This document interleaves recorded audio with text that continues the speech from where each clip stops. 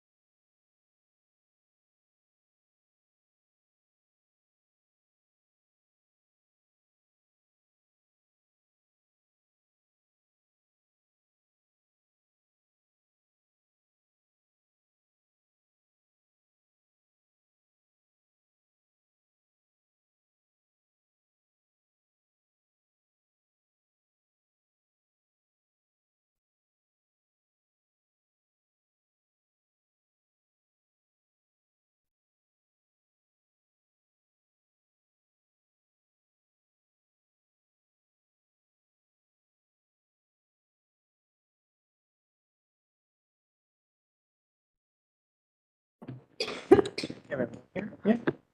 Okay. All right, we'll get started. Mr. Gorcio, can we get roll call?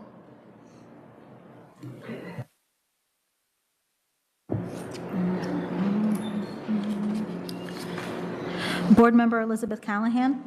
Here. Board Member Nubia Duvall-Wilson. Board Member Regina Eckert. Here. Board Member Bill Gifford. Board Member Will Meyer. here. Board Member Shana Sackett-Gable. Here. Board President Kawhi Telsford. Here. Board Member Arun Vadlamani. No. And Board Member Caitlin Whitletter. Here. Please stand for the Pledge of Allegiance.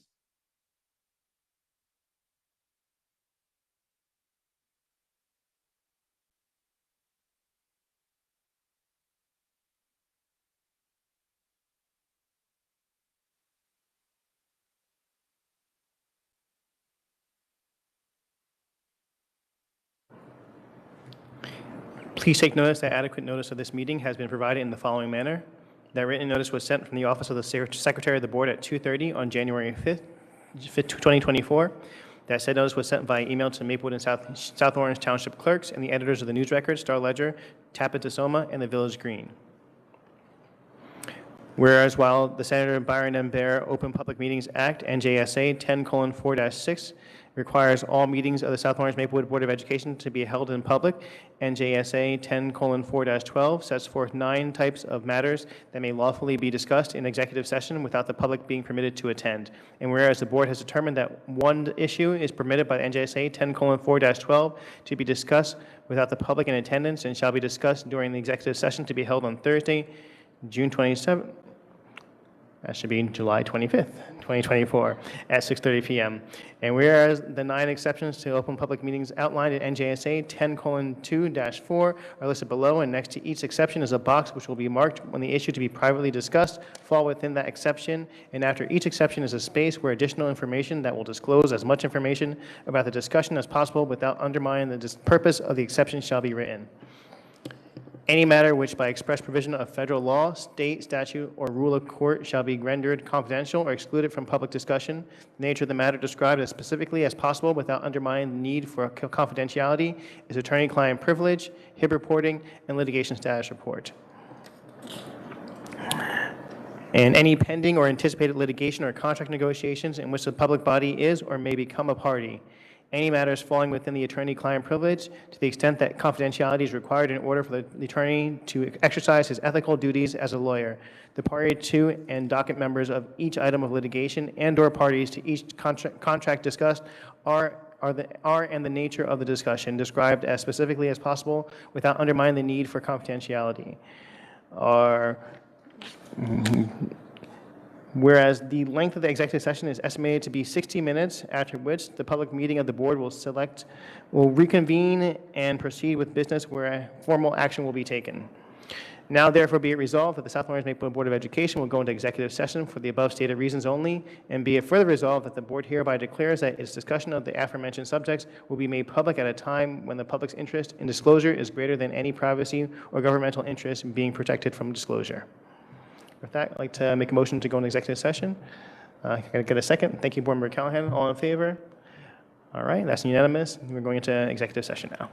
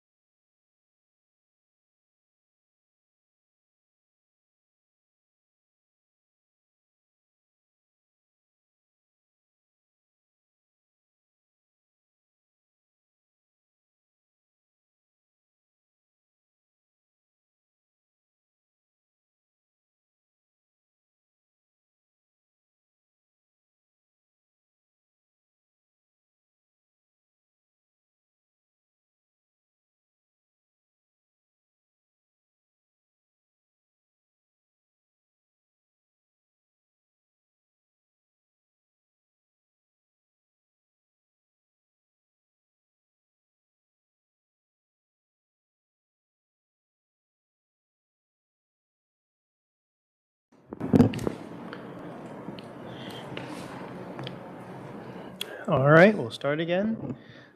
First, I'd like to make a motion, to approve of the board minutes from the special meeting on June 6, 2024, and the executive session and regular meeting minutes on June 27, 2024. Do I have a second? Thank you, Board Member Callahan, all of you. All in favor? All right, the vote is unanimous. All right, next we'll have the superintendent's update. So I did want to shout out some folks before I give a quick overview of my 100-day plan. First and foremost, Director of Communications Paul Brubaker, his last day was last Friday.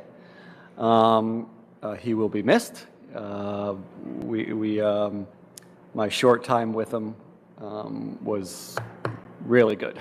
So he was the person I saw the most every morning, would come by just to talk about what's going on in the district. So I know he's moved on and he's happy, but I could tell you he will miss South Orange Maplewood School District. I do also want to shout out Suzanne Ellis, who has been stepping in the shoes of Sue and really doing a yeoman's task and a lot of work. I just spent the last 3 days with Kevin and that crew. So I do want to shout out Sue. I want to shout out that whole department. They've been working their tails off. And also Tom G, as I noted to everybody, we had a couple issues with flooding and 1:30 in the morning and 2 a.m. in the morning, and he and his guys were there, and both times I went there, you wouldn't even know something happened. So just a big shout out to Thomas in regards to that.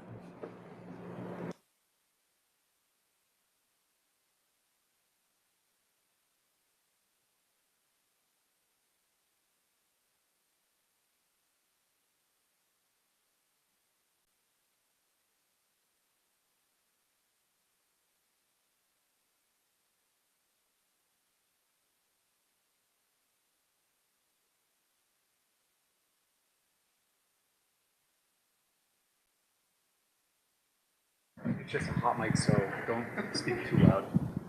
Gotcha. So one of the requests was the first 100-day plan. This will be posted on our website as we move forward. So we just wanted to go over it quickly with the public. We'll be getting more in depth over the next few months, and I do ask for input on this plan. We're kind enough to have board members give me some good review and input on it. I'm asking the same of the public. If you see an organization or you see a group or an individual that you feel I should be meeting with in my first few months here, please shoot me an email, let me know. If you think we should be meeting in a certain location to hit more people, please let me know and we can do that as well. This is a living document. Go ahead, sir.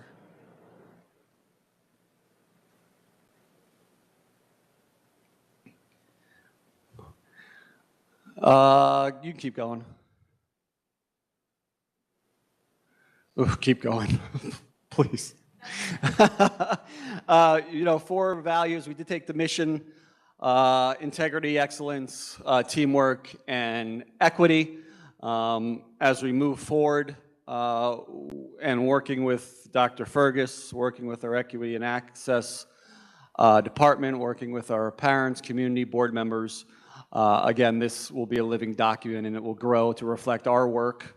And as we start moving through our equity work, especially from the governance side of the house, which is our Board of Education, I think one of our goals is really to land on some non-negotiables in regards to equity that will really drive our work. So equity is an ancillary issue that we're just throwing on to things we're doing, but equity will become a driving force of everything that we're doing.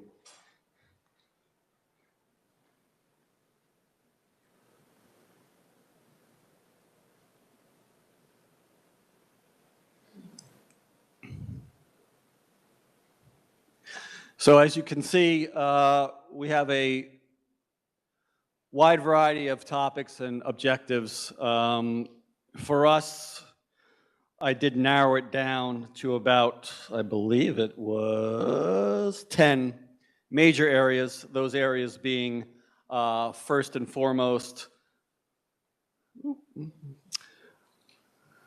key relationships and developing those key relationships.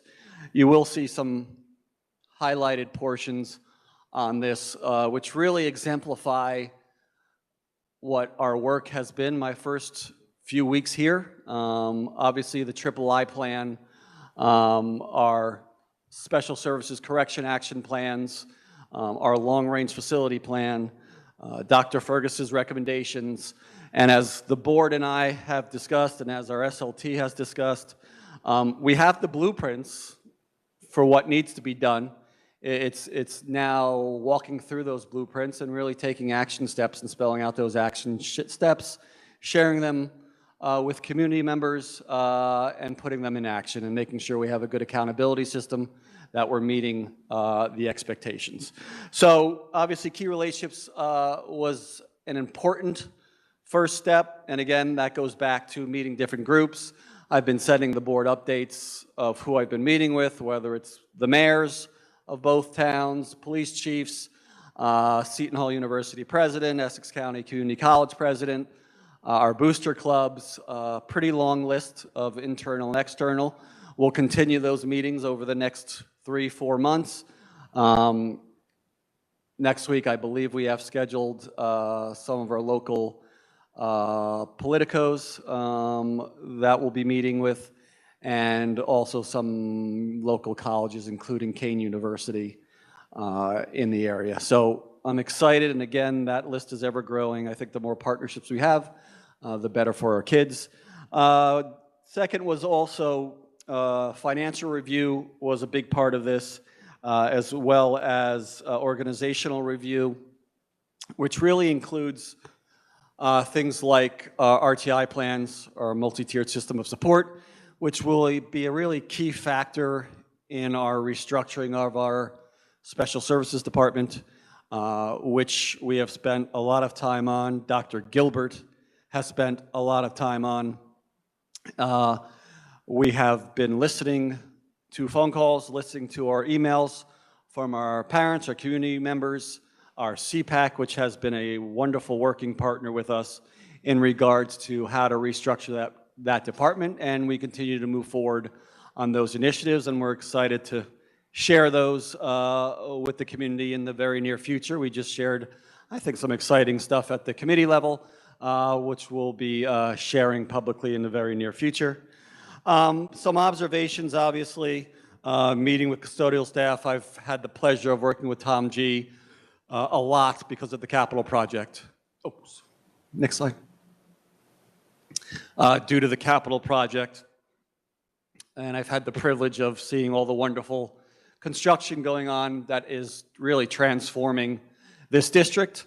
One of our key documents as we move forward, which is on top of the Fergus report, our special services audits, will be that long-range facility plan.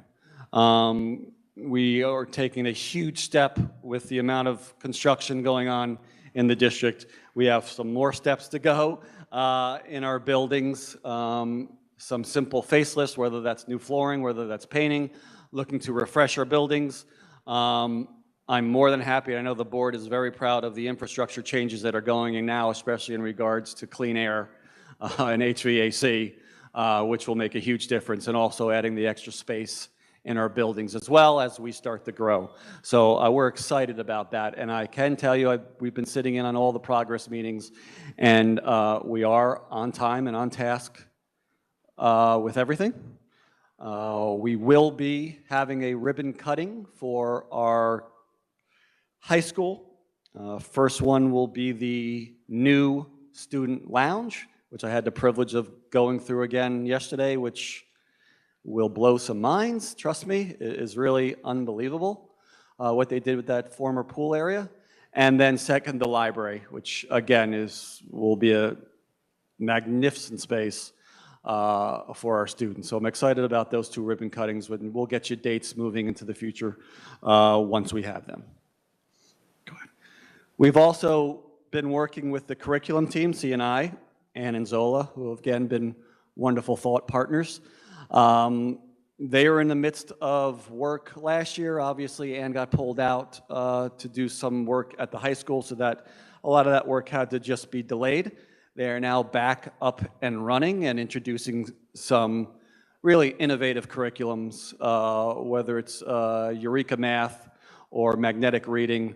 I'm extremely happy, not only for our students, but for our parents in regards to those two series.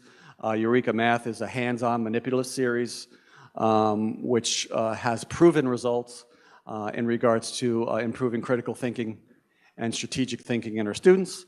Our magnetic reading, which is part of iReady, is instant data, which this district never had, and also a multi-sensory approach to reading. So those two items alone will make a huge difference in our learners, so we're excited about that. In addition to that, we'll be launching, as I said, a new response to intervention model for September, something we've been lacking, which will give our kids a nice Tier 1, Tier 2, and Tier 3 interventions to support what we have in place. So we're excited about that.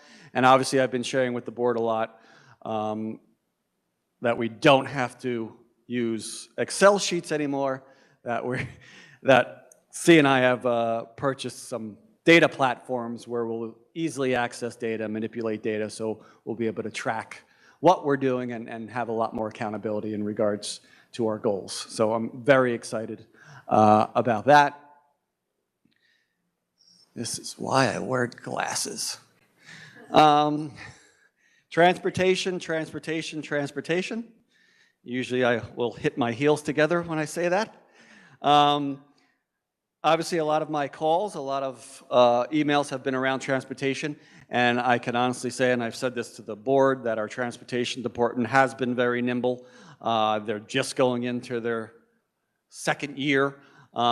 We had some issues with the extended school year, which working with CPAC and our parents, was fixed, and that was just a miscommunication from the school year.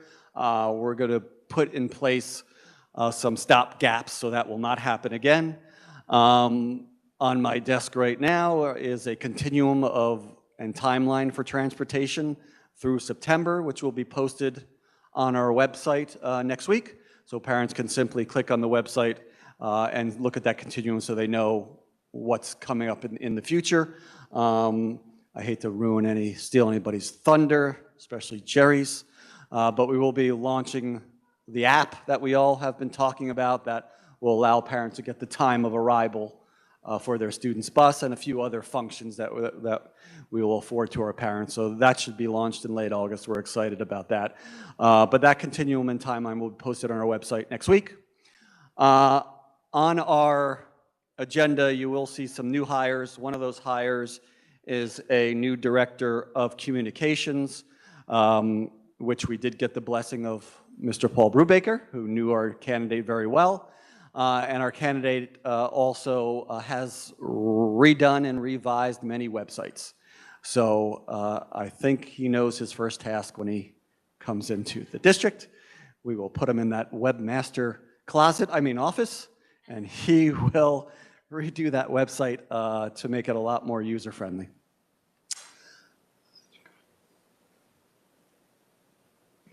Also, as we move forward, talking especially to C&I, there are some opportunities in this district. We have wonderful staff, and you'll see it on the website soon because we're breaking down the data for our staff, the amount of masters that our teachers have in this district. There's no doubt in my mind, blow away any other district in Essex County. I was amazed by our numbers, which is something we should be proud of and shouting out on our website. But that also provides us opportunities for creating different pathways in the district. What we have been talking about, obviously, is reinvigorating career and technical education and really starting a continuum around that, especially at the early grades, starting at grade 3 through 8, and then obviously working through the high school, wherein they already have programs going on. They're just not getting the Perkins funding as of yet. And as I've said to many people who have shied away when I've mentioned the word Perkins, because the grant is overwhelming, I'll be more than happy to take on that grant, having done it too many times. But it will bring more funds into the district funding programs that we currently have and then also opening the doors for other programs which can tie into some of our stronger programs like the arts. We literally just had a discussion around a pathway around entertainment technology, which would train kids in lighting, behind the stage, everything that happens behind the stage on a film or on Broadway would be part of that pathway, which would tie nicely into our arts program. So again, not reinventing the wheel, but really we're expanding on what we have and making sure we're giving more opportunities for our students. So in the coming months, I've been doing a lot of listening, and I've been lucky enough to meet some wonderful people. As everybody starts coming back from school, from summer into school, we'll be doing various initiatives, including riding the buses. I've already talked to Jerry about getting on the buses the first few days of school. It will enable us to see how the transportation routes are working and also meet some parents and stakeholders doing that. I know the board is also interested in starting the planning for a strategic plan. So this year would be really the planning of what that strategic plan would look like so we could start engaging in that work next year. But one of the big discussions we've had, and it really piggybacks, oh, really, now? One of the things that piggybacks on is a lot of Dr. Fergus's work in regards to making equity really the center of what we do and making that the center, and I'm speaking from a board perspective, making that the center and driving force between our practices, policies, and expectations, because that's what we can do here, and I think that's going to make a huge difference as we move forward with this plan. I'm excited to enact this plan. I think we have a lot of support. I think Dr. Fergus noted last night that we've made some good progress. We still have work to do, and I'm excited in sharing that work with the public. We will be doing something that I believe is unique to South Orange Maplewood. We'll be putting some of our board members in the spotlight, moving them around to some Q&As. The most popular one being, why the heck did you decide to become a board member? But we're going to have open sessions with community members, with board members, simple conversation with board members. We'll probably schedule about 4 or 5 of those over the next 4 or 5 months, just so we can get better know the community. And as I noted to the board, and I've talked to Andrea about this as well, we start budgeting for the 25-26 school year very soon. So you'll be seeing some surveys in the near future in regards to what things you want to prioritize in regards to budget for 25-26. So that'll be coming out sometime in September, October. So we'll make sure everybody has proper notification of that. And again, I think one of the more important things we're doing to help our communication is not only getting out in the communities, but also improving our website and improving our communication, utilizing social media, utilizing our all-call ability, and making sure parents and stakeholders are all aware of the work that we're doing and being extremely transparent. So we're excited about that. One of the big things we are looking forward to is the retreat in August for the board, where we'll do a lot of this heavy lifting and look forward to sharing it with the public. Thank you all.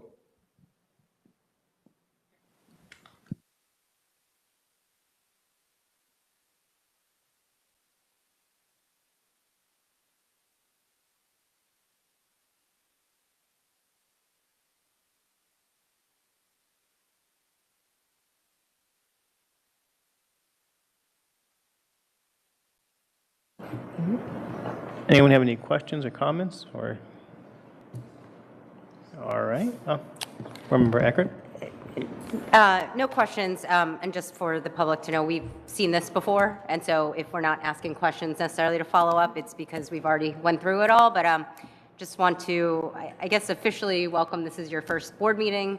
Thank you for going through that, and one thing that I kept smiling for those when you kept mentioning website, and I love that it's a priority. We talk so much about communication, and I think in today's world, a well-functioning website is really key to getting a lot of that information. So look forward to the new comms person that is starting soon, and love that he has whatever certifications to be a webmaster.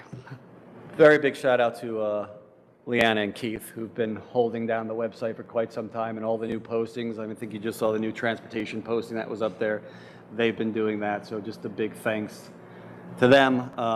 And also I see Dr. Gilbert here, so I just want to give him a big thanks for being my partner in crime over the last few weeks, and really getting down into the work. So I don't think I could ask for any better, so big thanks, Dr. Gilbert.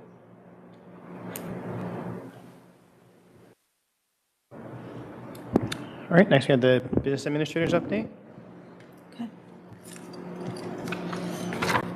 Okay, this is a construction update for the schools that are having their summer disrupted, so to speak. So in Marshall, they've completed sunshade installation, and they're continuing with curtain wall glass installation at the courtyard area. They're continuing with the HVAC control wiring, and they're continuing with the second floor electrical panel wire running and classroom lighting. They've begun the electrical feeder poles to the new classroom additions. They're continuing with the exterior lighting installations at the canopy ceilings. They've completed exterior metal panel installation as well as the ramp concrete placement. They're continuing, I think it's spackling the classroom second floor ceilings and the ceiling grid. They're continuing, and the soffit framing. They began painting first and second floor classrooms and corridors. They've begun to install classroom and corridor markers and tack boards. They're going to start with the bathroom's tile installation, and the exterior door installation is ongoing at the ramp and the southeast side door. And it looks like they already did the boiler shutdown and, for that building. For Montrose, the majority of the work is scheduled to be happening right now in the summer, and it looks like the boiler demolition is going to be happening in May. And not at Columbia High School. So they've been doing a lot of VAT abatement in the D wing and they're installing the new flooring. And they've completed the VCT floor installations on the second and third floors. Let's see what we've done. They've set VUVs and the piping, that's ongoing. They've done abatement in the ceilings in various rooms in the B wing. In the media center, they've done the required demolition, and they're working on the new HVAC. They're working in the science rooms in the B wing. They're working on the nurses area, various sheetrock and spackle and things like that. They're working on the common area. They're working on the new guidance area, wall framing, electrical, things like that. They're working on the two gyms, A117 and A113. They've been working on the slate roof replacement in the front of the school and patching in other areas that they've come up to. Mechanical curb, this I don't know what it means. Mechanical curbs are loaded and being installed. They're working on the A-wing abatement in various rooms. They're doing D-wing HVAC work. They're working on painting common areas. They're working on the fire alarm in the new guidance suite. They're working in the D-wing for HVAC piping and ductwork. Are ongoing on first, second, and third floors. They've been working on the terracotta ceiling, and I believe it's the ceiling, in the gym A113, and they're doing the inspections as needed. Maplewood Middle and the next project, rather, is Maplewood Middle and the South Orange Middle Electrical Service. They've been submitting and purchasing the equipment. The installation of the electrical service at SOMS is ongoing. The fire alarm and PA system at Maplewood Middle is ongoing. The new boiler room construction is underway. They're installing material for the new VUVs. The rooftop units are on site, and they're working on the new roof in Area B, and they've abated the floor, and they're prepping for new flooring there. And then for the South Orange Middle project, we've awarded the contract to Paul Auto Builders. I believe that was last month. And we had the kickoff meeting yesterday for that project. And that's my update for construction.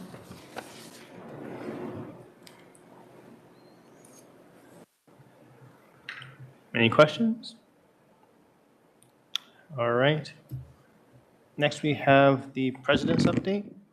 I actually don't have any prepared statement this month, but I do want to say that over the next month, the board will be working on a self-evaluation, and also the district will be working on district goals, in which I would like the board to have a more proactive approach on this year. One of the things that I would like to emphasize is that we often hear about the board and we think of it as government, but we aren't government, we are governance.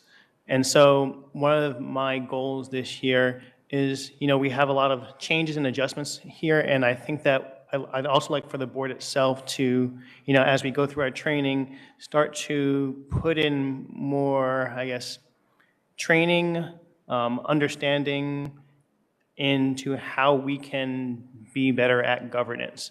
And part of that will be, how do we monitor progress in the school district? Because I think that's one of the major areas where I think our board can see improvement. But that's all I have to say for now. So stay tuned. We're going to we have a retreat coming up on August 21st, and there we'll be working on our district goals and board goals. So you will see. Thanks.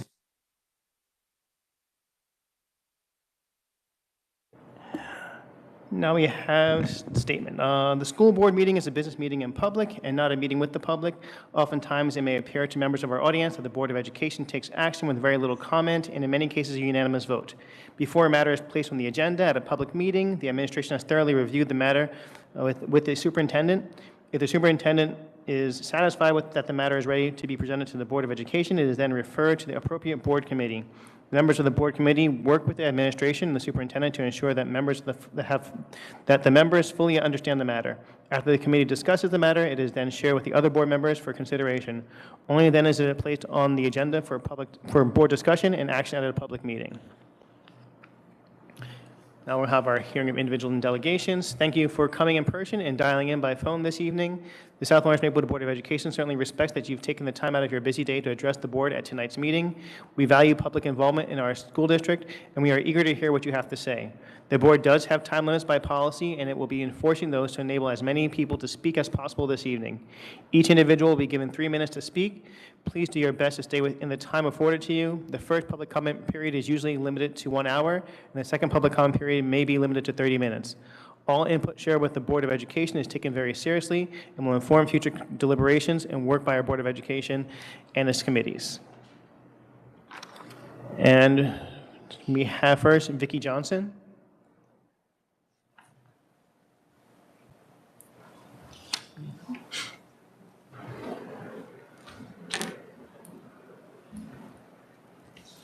My name is Vicki Johnson. I've been living in South Orange for over 30 years.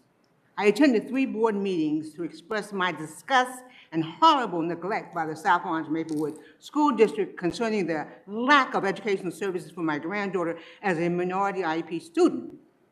Mr. Taylor stated at one of these meetings that my granddaughter would be given educational and psychological needs evaluated by the school district. Of course, that was not done.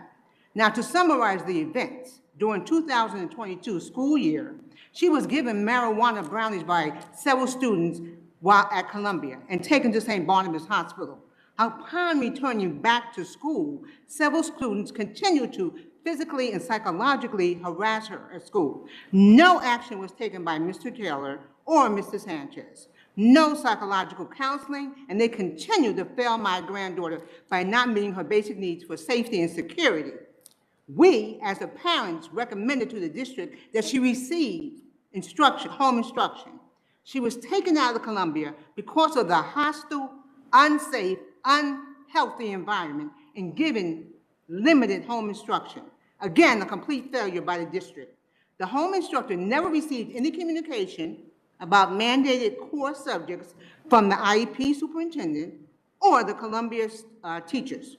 She was supposed to be transferred to an out-of-district school, but the IEP department never completed the process. And now she's been out of school for over a year and a half. Yes, I'm repeating it, over a year and a half. We requested several meetings with the IEP department superintendent and supervisor without any resolution. And therefore we reached out to Mr. Davis for advice. Mr. Davis recommended and implemented an action plan that included, number one, enrollment for my granddaughter in the accredited summer school program based on academic and emotional support. Secondly, enrollment in the accredited school for the fall, and she received individual therapy sessions for several months. I am recommending the special education department implement new IEP protocols by becoming more proactive and preventing these incidents from occurring again for all our students. Thank you. Any questions?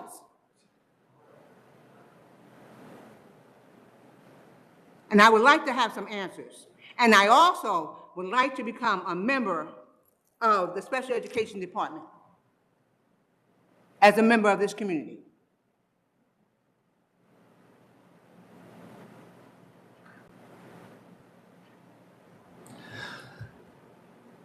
I think your best avenue, I'm going to connect you with CPAC, our Special Education Parent Advocacy Group.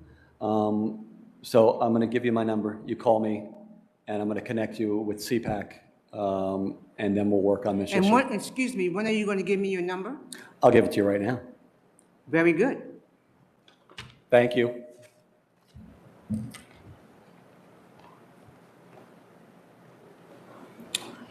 All right, that concludes our public speaks.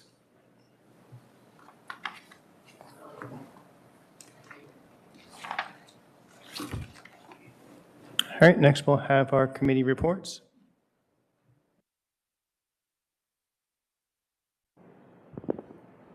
Great. Good evening. I'm going to start us off with our Special Services Ad Hoc Committee. We met on July 23rd, 2024. We began at 6 p.m. and adjourned exactly at 8 o'clock in spite of the additional minute, which I will neglect because we were just having a little bit of fun. It was myself, board members Meyer and Whitletter, Superintendent Bing, Dr. Gilbert, our Assistant Superintendent of Access and Equity, who's currently the point person for our special education team, and Supervisor of Special Services, Ms. Sue Ellis. We're all in attendance. Before I begin the readout, I want to echo what Superintendent Bing said earlier and thank Dr. Gilbert for once again taking on additional responsibilities, by this time providing interim oversight for our special education department.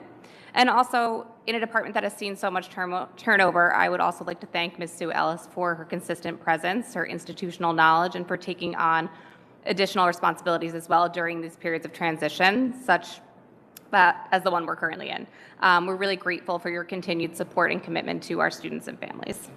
And to formally welcome Superintendent Bing, it was wonderful to have you in committee and benefiting from your special education knowledge as well. So we started with a paraprofessional audit update from Dr. Gilbert. Mr. Mullen conducted an internal audit on paraprofessionals this past school year, and he's currently socializing and discussing those findings with principals to compare with their experience and observations in their schools. This internal audit highlighted growth areas that were consistent with the results of our federal monitoring and private audit results, including the need to improve our paraprofessional determination, usage, and fading processes. To address this, we discussed a multi-pronged plan that the district will be implementing that includes student-centric strategies, such as ones that Mr. Bing mentioned earlier, including enhancing our INRS systems, increasing teacher training in instructional and social-emotional strategies, and then introducing those multi-sensory curriculums. The district is also working over the summer towards improving guidelines and approval processes for determining paraprofessional support, along with implementing ongoing monitoring. Professional developments are planned for the 2024-2025 school year to ensure that staff understand these processes. Additionally, there will be a clear communication plan implemented to ensure that school teams and families understand the objectives, and the overall emphasis is student-centered and one that promotes independence. Next, we moved on to discussing the board commissioned audit. As we discussed last month, the board was in receipt of the results of the first portion of a private audit that was commissioned by the board in 2023. To date, those results have been socialized by having it shared with the full board. We reviewed and discussed it with our former assistant superintendent of special services within the special education committee. We hosted office hours for additional discussion, and the author of the report attended a portion of our executive session last month on the 27th. In committee, we then discussed how we would like to disseminate and present this audit to the public. In this preliminary discussion, we made a decision to host a special education committee of the whole, during which the audit results will be presented and discussed, and then this will be followed by community forums to share with the community where the department is intended to head with this correction action plan from federal monitoring and those audit results. Information on that will be forthcoming, and we are looking forward to it. We also received from Ms. Ellis an ICS update. She provided some context regarding those classrooms, the relocation of the SMS section, and establishment of a section at Delia Bolden.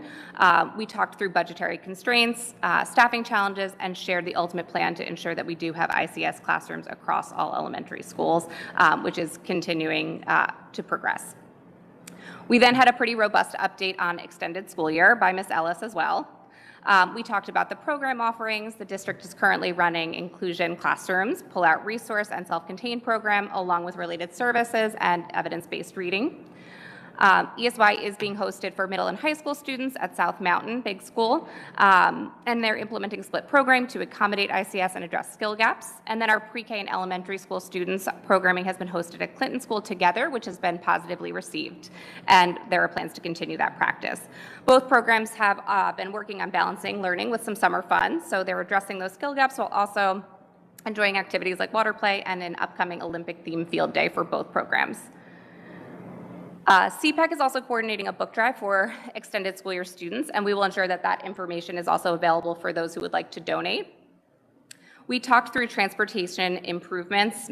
Superintendent Bing noted earlier that at the beginning of the summer, there was a little bit of struggle around busing and transportation for our extended school year students, but we have worked to address that and moving forward, improving coordination and transportation services for our families. So that includes some upfront planning around fall transportation, undergoing an improvement plan so that we better communicate and meet those transportation needs with internal processes between our transportation and special services being refined, ensuring that students with one-to-one pairs receive appropriate transportation support, and also examining preschool bus aid requirements. In addition, we talked about extended school year registration. There was noted room for improvement, and some of those steps will include better communication, more clear and concise, that will be emphasized to ensure that families understand the registration process, such that the clarification really is that even if extended school year is mentioned in a student's IEP, there is still registration required, and making sure that that is understood and that opportunities are provided for that communication. CPAC has offered to assist in that communication as well, and also ensuring that our dates for extended school year are communicated earlier to families. And overall, these initiatives aim to enhance our extended school year experience for students with special needs and improve the administrative process regarding registration and transportation. Next, we talked through recommendations that were made to us by CPAC. We would like to thank the CPAC board for sharing those thoughts on our areas of growth for the district with us ahead of the committee meeting for discussion. So we talked through some concerns over the staff turnover that the Special Services Department has experienced and recommendations for restructuring. We talked about ensuring that within our board meetings that time is reserved for readouts during all meetings, and that committees, even if we're ad hoc committees, all of our readouts are publicly posted so that all community members have access to them. and also the idea to move the Special Education Ad Hoc Committee to a standing committee. Discussion had previously been had on these topics, but we still continue to appreciate and the support that CPAC provides on that. We also then moved into their last discussion point was improvement around family engagement related to district goals. And we appreciate this push and would like to assure CPAC and the community at large that increasing engagement and communication with student and families is top of mind, as referenced earlier, for the board and the district.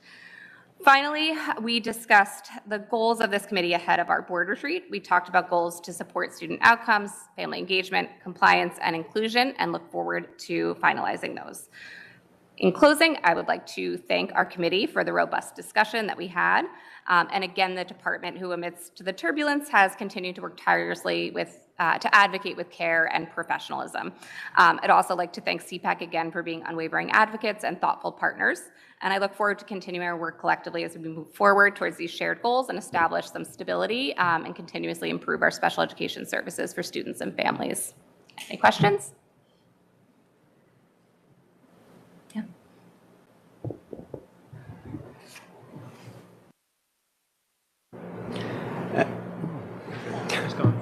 And I did share this with CPAC. We're going to make them part of our committee meetings. They'll join us at the start. Open dialogue, open communication.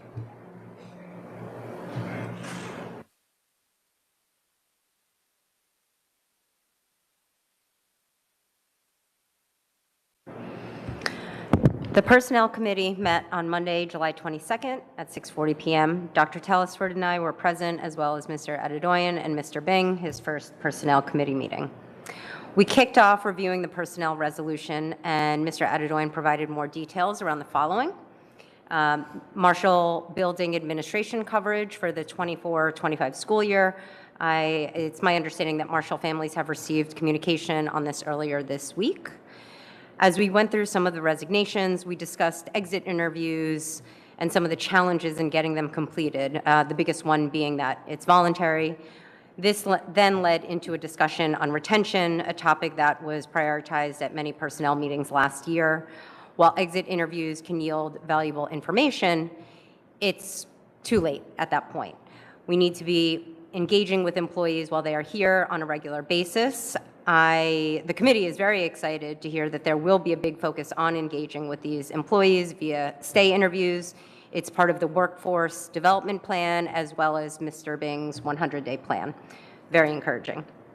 A couple of highlights from the resolution specific to appointments. There are 2 employees that were affected by the RIF that the district is able to bring them back into different positions. And Mr. Bing already highlighted that the communication specialist starting in August. We reviewed data presented around vacancies and discussed the status of some specific positions. We are currently in the interview process for the BA, CHS assistant principal, athletic director, supervisor of special services at CHS. And we are currently wrapping up interviews for the assistant sup of special services. At this point, the district may consider hosting a job fair in August, but nothing is decided just yet. During new business, we brainstormed about district goals for the 24-25 school year in preparation for the August retreat. The biggest theme that came up was creating a sense of belonging and fostering relationships for staff members, which of course is directly connected to students having a trusted adult they can go to in the schools. So we're going to take that August retreat, I believe it was August 21st, and start to, hear what what Mr. Bing has to say in terms of district goals and see how we can align with that. And moving forward, we will be posting public-friendly personnel committee meeting minutes on the website alongside other committees. As much of personnel is confidential, it will be pared down. But I believe this is a good initial step to being as transparent as possible as it relates to personnel. Thank you for those who have emailed and provided the recommendation that we do so. This month's minutes are now posted alongside other committee minutes, and I'll work with Mr. Adedoyan on going back to the 23-24 school year. Meeting adjourned at 7:40 p.m., and our next meeting is Monday, August 26th. Any questions?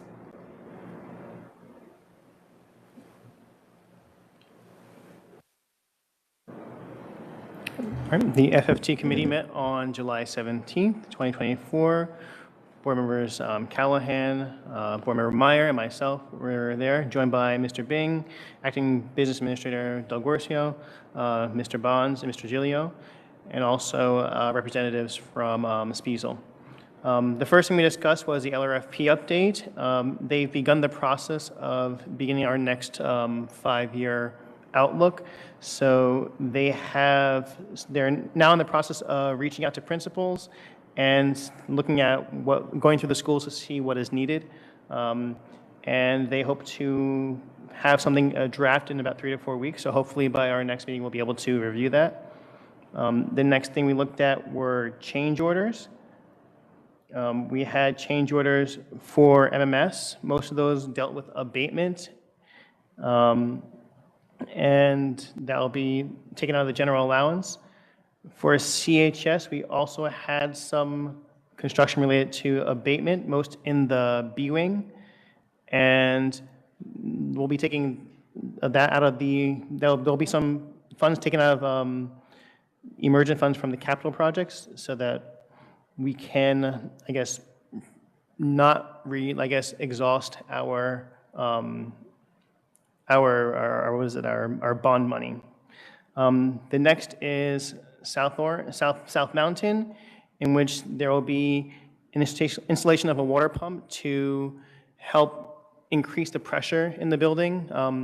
The pressure in the area is not at adequate pressure to reach our new additions, so they'll be installing 2 pumps to increase pressure so that we can get improved pressure through all the buildings, and that will be taken out of our capital projects fund.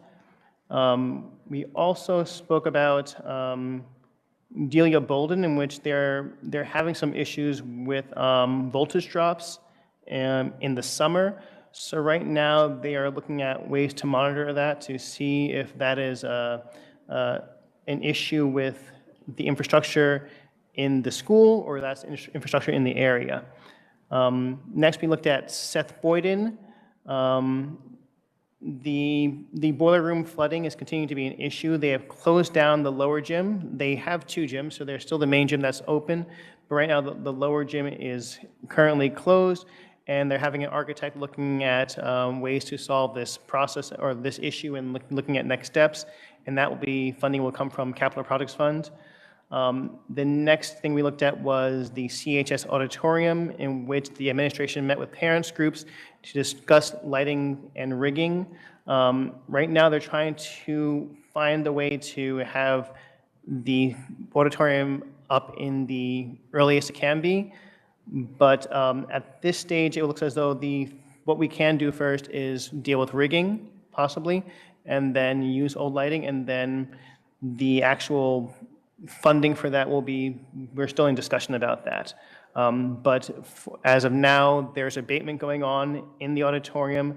So there was some scheduled painting that was supposed to occur there, but that will not be occurring with the abatement at this moment. And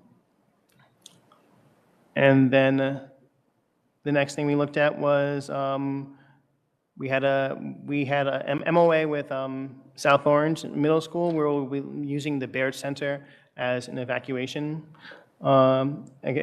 point for the middle school, and also working with our police departments so that they can conduct drills in our schools when students are not present. We looked at actually one policy, which was 7610 on vandalism, which is up for first read, and that's all we have so far. Yes. And I think that's it. Yes, I'm sorry. In new business, we did discuss transportation, in which Mr. Bing did talk about an app being made available to parents so they can know when the bus will arrive. Mr. Bing is also in discussion with YMCA to see if there is more availability for aftercare. We also had a discussion on policy on 5124. There was a discussion about which committee is the appropriate committee to discuss that policy. And then we also discussed Booster Club I guess, fundraising, and how can the district approach that when outside groups raise funds for things in the schools, and how do we go about, I guess, addressing those projects if we can. And then the next was looking at cell phone reception in schools and looking at alternate internet options. That's all for now. Are there any questions? Yes. I don't know if this is for you or for Mr. Bing, but related to transportation and that app, so will there be any like test runs being done just to ensure that the app's working, you know, kind of all that? There's obviously going to be new routes and all that. Yes, so we're working with the tech department, we're working with our security department. Myself and Jerry and Andrea will be running some tests with the apps. Keith actually has a lot of past experience with these sort of apps, tracking apps. So I think we're in some pretty good hands in regards to that.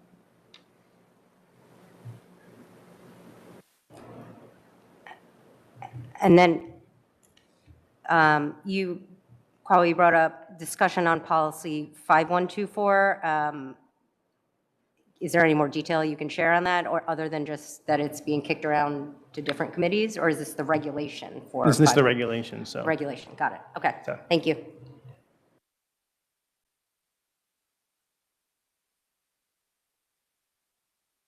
Okay, the policy committee met on July 8th.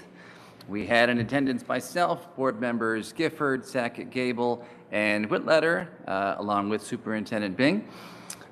We are putting forward 1 second read policy tonight and 3 first read policies. 3 out of these 4 are sort of housekeeping measures. Policy 8330 concerning student records is being updated to conform to the most recent statutes. That was passed for first read last month, and we decided to move it forward tonight for adoption. Policy 7610 on vandalism has been updated in line with the recommendations from our policy vendor, Strauss Esme, to incorporate updates to the statute regarding additional remedies available for individuals who vandalize school property. So that's being noted in here. Policy 2260 regarding equity in school and classroom practices. This is also being updated as per recommendations from our policy vendor, but with substantial edits to make sure that we are conforming the policy to our stance on gender inclusion within academic programs and bathroom use, among other things, and adequately representing all of the different protected groups, including ethnicities, as well as groups such as persons with disabilities for whom there are mandated curricular requirements, and noting that we do have a policy of working to present curriculum for each of those. Notably, for those who are reviewing that policy, there is a substantial amount that is being removed at the end regarding the discussion of an affirmative action officer. That's actually a piece that within our policy vendor had been removed from this policy a while ago and moved over to policy 1140, which we have that information in 1140. So we're just, for housekeeping purposes, removing it here to reflect it there. Lastly, for first read, we have policy 131, which is the policy regarding policies. We are inserting, this is a local insertion, and we may be among the first in the state to be looking at this, to actually put in a specific time frame for the adoption of a regulation when a policy that we adopt requires one. We unfortunately have a number of policies right now that are missing required regulations. The district is working through and trying to catch up on those. But just to put a framework in place to make sure that we don't have this happen on an ongoing basis, we are now requiring the district, once a policy is adopted that has a regulation expected of it, that within 120 days that is developed and adopted. We've run it through legal counsel. We think we're in a good place for it, and it'll help us to make sure that we're keeping our policy and regulation book up to speed. Within the policy meeting, among the other pieces that are, of course, all noted in our minutes, which are available on the website, we discussed policy 8600.1, which is our list of hazardous routes for transportation, to ensure that that list is accurate and up to date for the upcoming school year. The district confirmed after conferring with Mr. Valles and Mr. Ford and our discussions with municipal partners that that list is in fact up to date. No changes were needed. And we also discussed goals for the policy committee for the upcoming school year. Among the goals that we identified, we're looking at expanding the scope of the committee to also have a specific look at actual governance and looking at best procedures for our board, which is a trend right now that other boards are taking on. So looking at doing that for our committee. Also looking at having a formal cadence for reviewing our entire policy manual, not just items that have come up for review from Strauss-Esme, to make sure that we are keeping our policies fresh, looking at updated language and such, so that we have a policy manual that is reflecting where the district is right now. Any questions? Great.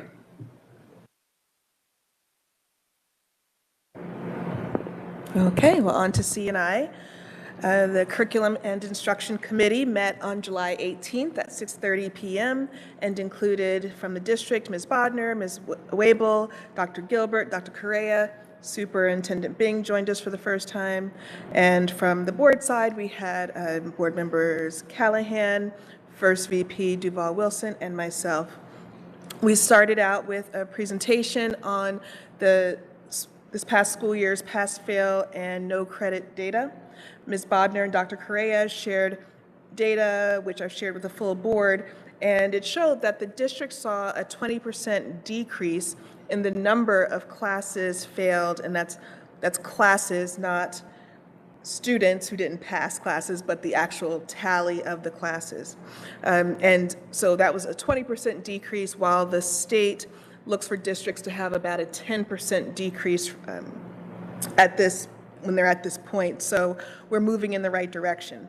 The district also provided notes on what they did differently this year, and that's been shared with the board as well. Notably, the admin team used data every 2 weeks to drill down the top 6 reasons students weren't passing classes. And from there, a team of staff had touch points, frequent touch points with students to address the causes. That seemed to be pretty effective from their point of view. We discussed trends in the pass-fail data related to specific courses. And while the Linkit software will support the admin's ability to look deeper into trends, the math data really stood out to admin when they took a look, specifically the failure rate for 9th graders enrolled in Algebra 2, which is technically a 10th grade level class. Then on the no credit side of things, there was a significant drop in the number of no credits received this past school year. For comparison, about 3,300 students had issues with no credit, receiving no credit in the 22-23 school year, while this year there were about 730. 325 of which were cleared. And there were several things done differently to achieve this drop. Just for example, there were more efficient systems put into place for coding absences, and admin didn't wait until the end of the school year to address any student needs. For students who received no credits for courses, Ingenuity was software that was used to help backfill content they missed in their classes. Saturday sessions were offered mid-year as well as time during exam days. Of course, all the updates to this process were run by legal counsel and the unions, and this process will continue to be reviewed and tweaked for the upcoming year. We spent a significant portion of time discussing ideas for the committee's mission statement and goals. We talked about developing a goal that can be driven by student outcomes. There was a lot of positive energy around centering a goal around MTSS, providing strong tiered support could hit many aspects of our districts, such as K-5 math, freshman academy, social emotional learning supports, and even lowering the failing rates and more. There is a book adoption in tonight's resolutions for world languages, grades 8, 9, and 10. As far as the budget is concerned, Ms. Bodner continues to work with departments to significantly spend ARP money before tapping into the 24-25 budget, ensuring that all departments have necessary money to use towards supplies. That was a big concern going into the school year, but so far she has approved all supply orders from supervisors as they've come in. And the district will also give us the costs and information on PD that teachers are getting so the board and community are aware.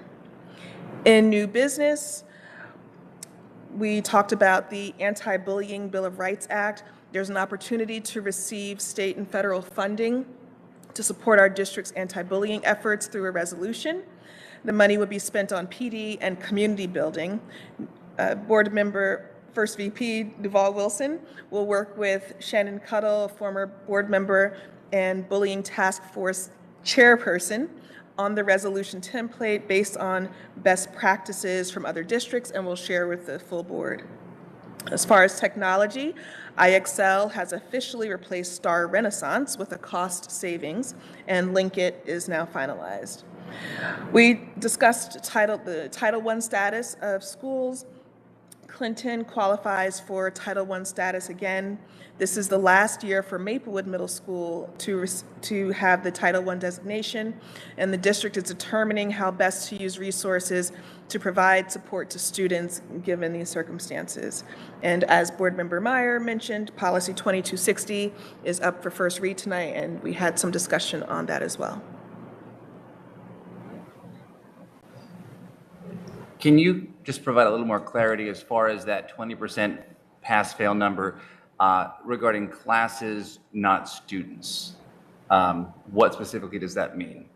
Right. So, for example, you, William Meyer, could have taken 5 classes, and let's say, you received failing grades for 5 of them. All 5. All 5. Okay. Versus Shayna Sackett-Gable, who may have received 1.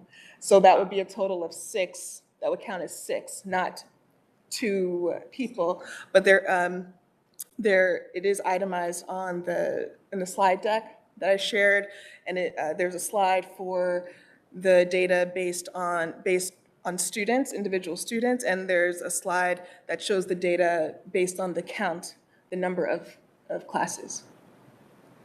Got it. Thanks.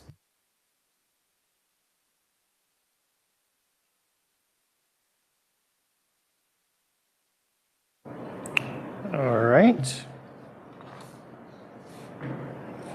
We'll now move on to the action portion of the meeting.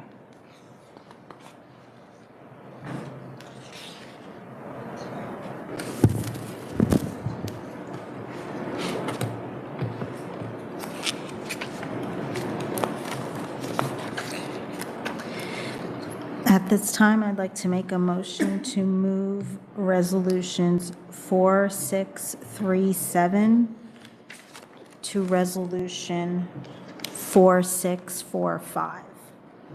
Can I have a second, please? Second. Open for discussion.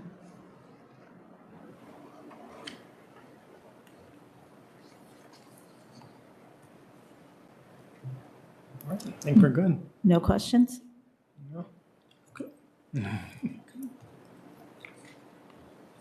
Guess we can go to vote. Okay. So we are voting on resolutions,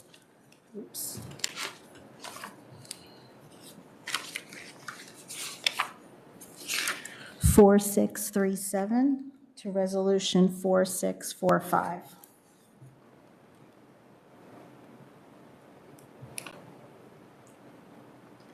Okay. Board Member Callahan? Yes. Okay, she's not here. Board Member Eckert? Yes. Board Member Meyer? Yes. Board Member Sackett Gable? Yes. Board President Telsford? Yes. Board Member, oh, he's not here. Board Member Whitletter? Yes. Motion passes. All right. Next, we have our next hearing of individuals and delegations. Are there any new signups?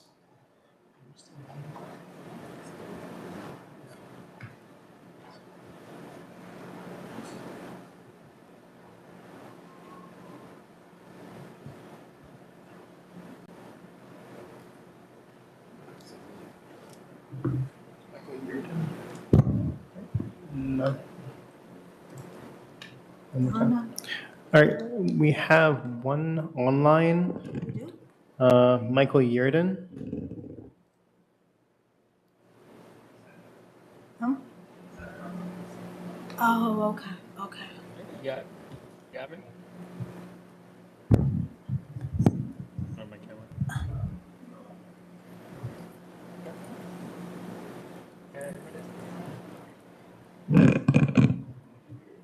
Hello? Oh, can you hear? We can hear you. Yeah. Can you hear me? Yes. Good. I'm sorry. I should have just come to the meeting today. I'm not that far away. Thank you, Dr. Gilbert, for responding to my email, and welcome, Superintendent Ding. I really appreciate the opportunity to give a quick statement.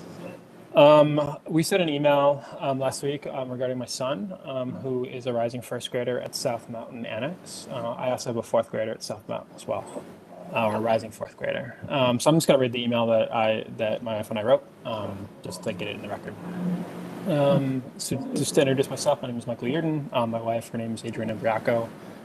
We are parents in the Soma School District and are writing to express our profound concern about rumored changes to the inclusion classrooms at the South Mountain Annex.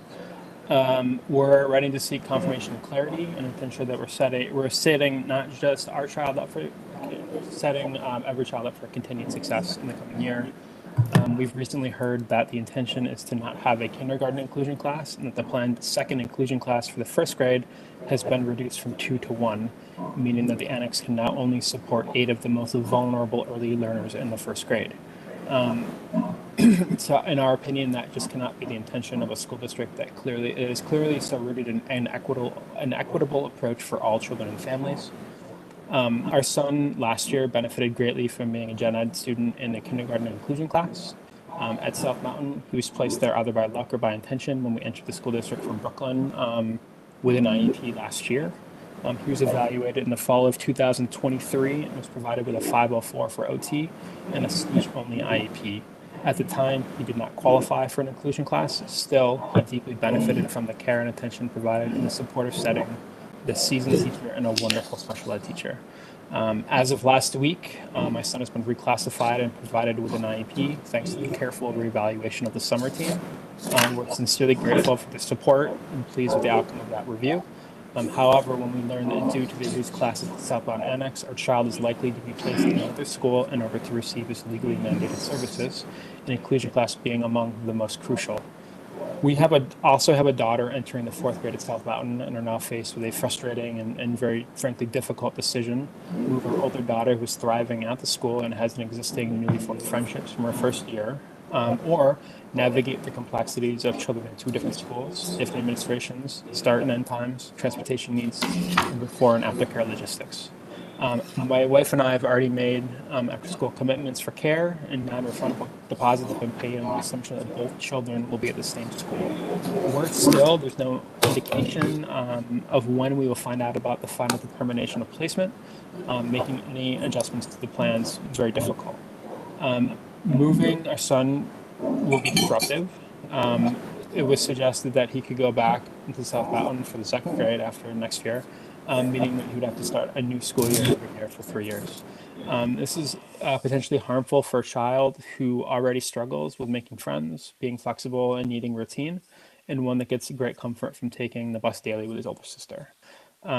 More broadly, this means that any child who is classified as mid-year in kindergarten or first grade at South Mountain would probably need to change schools in order to benefit from the full support they are legally entitled to. Surely a school district that values that you purport to that has the values that you purport would recognize that these children in these classrooms are the ones who needs the most consistency of routine care and support, as do the parents of these children who are already navigating additional complexities coordinating their day-to-day care. It strikes us as unsupportive and out of sync with the goals of providing an inclusive environment to these children, and to limit the available access to certain schools for children with the greatest needs. It's also out of step with any forward-looking support for working families within the district. I ask that you urgently reconsider these decisions for the annex, and that you recognize the hardship this decision places on families and our most vulnerable children. That's it. Thank you. Thank you.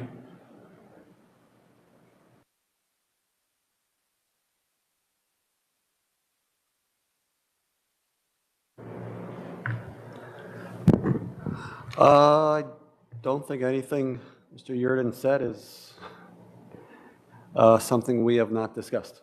So I can promise that we are working on the work and working on restructuring that department.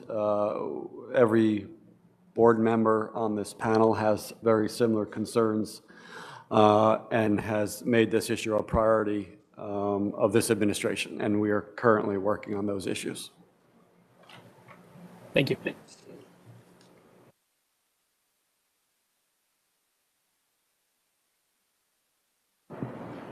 All right, we'll move on to new business. Any new business? Mr. Bing would like to say something. Yes. So just very quickly, there was a resolution on tonight's board agenda that was pulled in regards to granting early tenure for our Assistant Superintendent of Access and Equity, which I cannot say, I cannot repeat myself or shout any louder. I strongly supported, as did the board. It was pulled due to restrictions placed upon the district by Teach New Jersey regulations. So we'll be working on revisiting this issue in the very near future. But as been noted not only at the last board meeting, but at this board meeting, we are in a deep gratitude to Dr. Gilbert and commend the work that he has done over the past 6 to 8 months and look forward to recognizing that work.